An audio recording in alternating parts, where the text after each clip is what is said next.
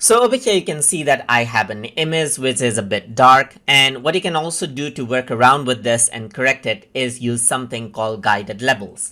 So to do that, I'm going to go around onto the guided option right here, and once I go around onto the guided option, over here you can see levels is an option, and you can see a before and after example over here as well. So I'm just going to go around and click right here, and over here on the right side you can see that you can create a level adjustment over here, and then choose around the color for the level adjustment over here as well. And there you go, you can see there's the level right here just like this. So you can go around and then click and drag this out right here just like this. So this is the color range as you can see right here, and then these are the levels right here.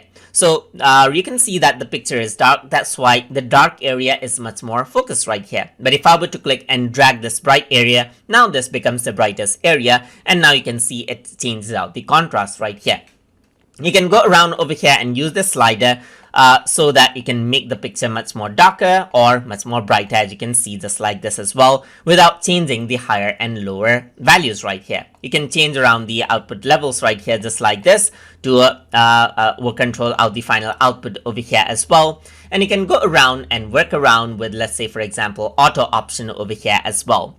You can see that there's color picker option over here as well. So if you were to go to select set black, you can go around, select the blackmost area, and then you can select out the whitemost area right here just like this, and then you can select out a gray color as a reference so that the color is all corrected right here, and then you can make further adjustment by using these values over here as well.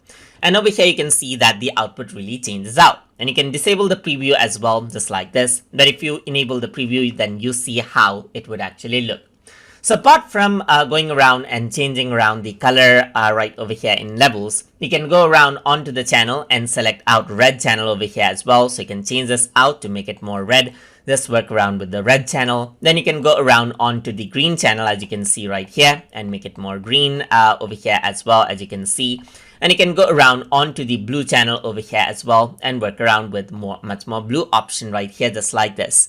So once you're happy, you can go around and press OK, or if you want to, let's say, reset it out onto default, you can press the reset button over here as well. So once everything is okay, you can press OK button right here, and then this is what you have.